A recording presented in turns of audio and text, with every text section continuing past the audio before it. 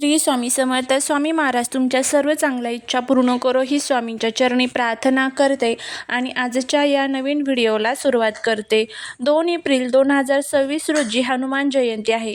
चैत्र पौर्णिमेला साजरी केली जाणारी ही जयंती भक्तांसाठी अत्यंत शुभ आणि शक्तिवर्धक असते. या दिवशी हनुमंताची भक्ती केल्याने जीवनातील सर्व संकटे दूर होतात अशी श्रद्धा आहे. हनुमान जयंतीचे महत्त्व, या दिवशी करायचे काही विशेष उपाय आणि या दिवशी एक अतिशय प्रभावी असा हा उपाय आपल्याला करायचा आहे.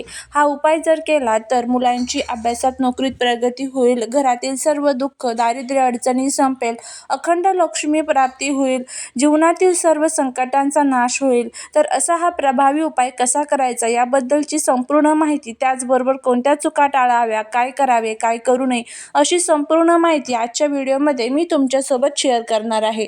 त्यामुळे व्हिडिओ हा स्किप न करता शेवटपर्यंत नक्की पहा. जर तुम्ही या चॅनलवरती नवीन असाल तर चॅनलला सबस्क्राईब करा आणि असेच माहितीपूर्ण नवनवीन व्हिडिओ पाहण्यासाठी बेल आयकॉनलाही प्रेस करा, म्हणजे जेव्हा कधी मी नवीन व्हिडिओ अपलोड करेल त्याचं नोटिफिकेशन सर्वात अगोदर तुम्हाला भेटेल आणि तुम्ही एक पण व्हिडिओ मिस करणार नाही.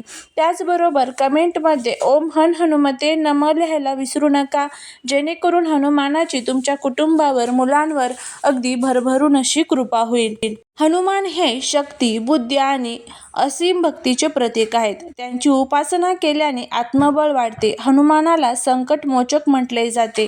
जीवनातील अडथळे आणि नकारात्मक ऊर्जा दूर करण्यासाठी हा दिवस विशेष मानला जातो. विशेषतः शनिदेवाच्या साडेसातीचा किंवा इतर ग्रह दोषांचा त्रास कमी करण्यासाठी हनुमानाची पूजा फलदायी ठरते.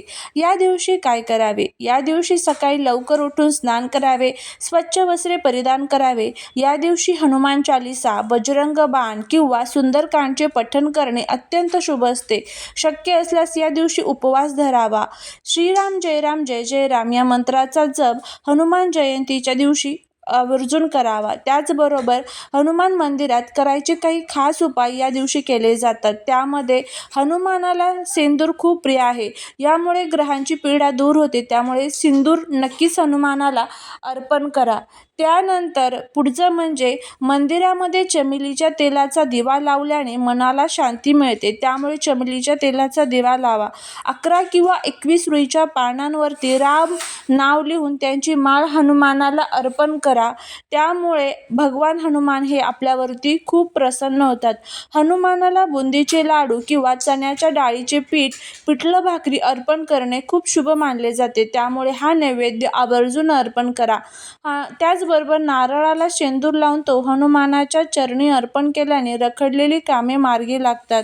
हनुमानाच्या पूजेमध्ये स्वच्छता, पावित्र्य राखणे अत्यंत आवश्यक आहे. या दिवशी तामसिक आहार, मांसाहार, कांदा, लसूण खाणे टाळावे. कोणाशी वाद घालू नका. मनामध्ये शुद्ध भाव ठेवा.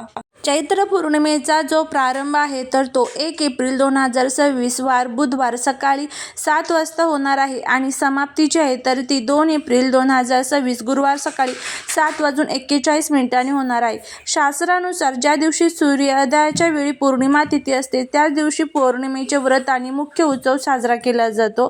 त्यामुळे 2 एप्रिल 2026 रोजी सूर्योदयाच्या वेळी पौर्णिमा तिथी उपलब्ध असल्याने हनुमान जयंती आणि चैत्र पौर्णिमा 2 एप्रिल रोजी साजरी केली जाणार आहे.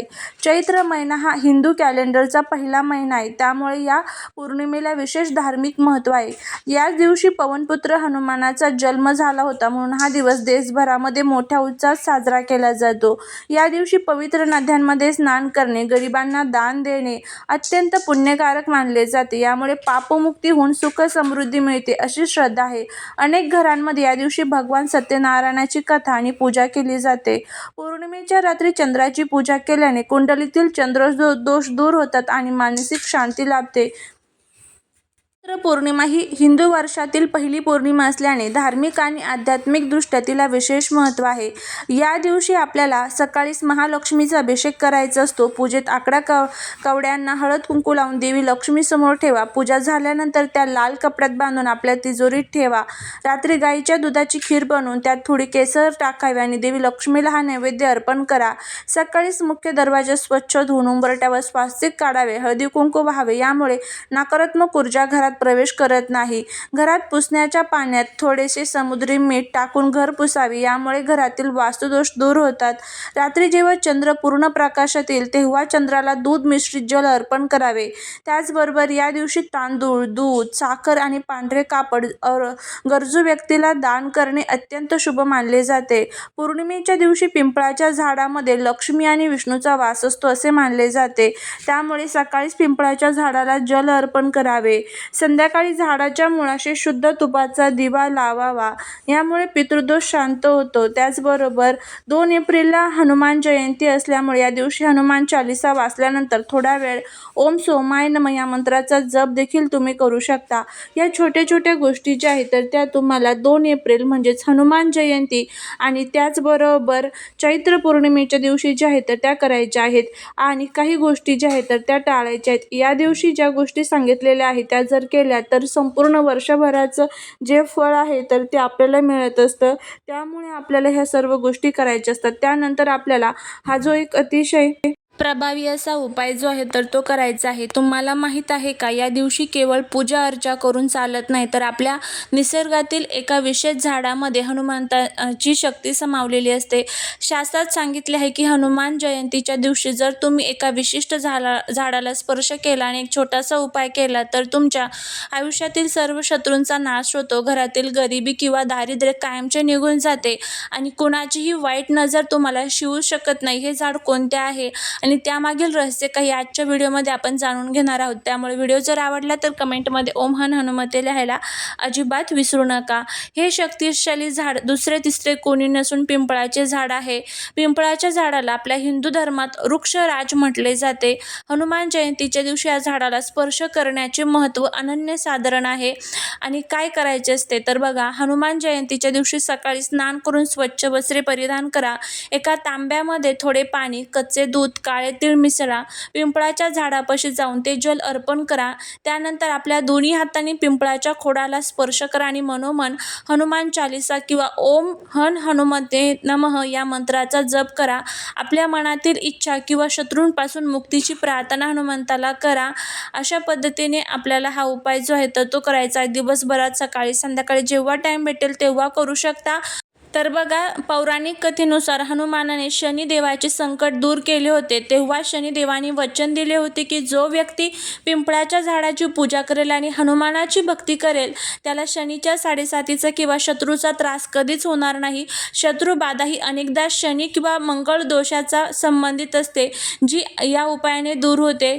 त्यामुळे आपल्याला हा उपाय जो आहे तर तो करायचा आहे. त्याचबरोबर या झाडामध्ये ब्रह्मा, विष्णू, महेश या त्रिदेवतांचा वास असतो. पिंपळाच्या मुळात ब्रह्मा, खोडात विष्णू आणि फांद्यांमध्ये महादेव राहतात आणि हनुमान हे महादेवाचे 11वे रुद्र अवतार आहेत. त्यामुळे या दिवशी पिंपळाचा स्पर्श केल्याने तुम्हाला सर्व देवांचे आशीर्वाद मिळतात. पिंपळ हे एकमेव झाड आहे जे 24 तास ऑक्सिजन देते आणि आध्यात्मिक भाषेत सांगायचे झाले तर या झाडाभोवती प्रचंड सकारात्मक ऊर्जा असते. जेव्हा आपण त्याला स्पर्श करतो तेव्हा आपल्या शरीरातील नकारात्मक ऊर्जा बाहेर निघून जाते. नजरबाधा, इडापिडा संपते. त्यामुळे ज्या गोष्टी आहेत तर त्या आपल्याला करायच्या आहे. पिंपळाच्या पानावरती तुम्हाला राम जो शब्द आहे तर तो सिंदुराने लिहून त्याची एक माळ तयार करून ती तुम्हाला हनुमानाला अर्पण करायची आहे. यामुळे आपल्या पैशांच्या अडचणी देखील ज्या आहेत तर त्या दूर होतात. तुम्ही 11 पानं जे आहेत तर ते घेऊ शकतात आणि ही माळ तयार करून हनुमानाला अर्पण करा आणि बघा याचा किती चांगला फायदा जो आहे तर तो तुम्हाला बघायला मिळेल. झालेली सेवा महाराजांच्या चरणी रुजू करते. श्री स्वामी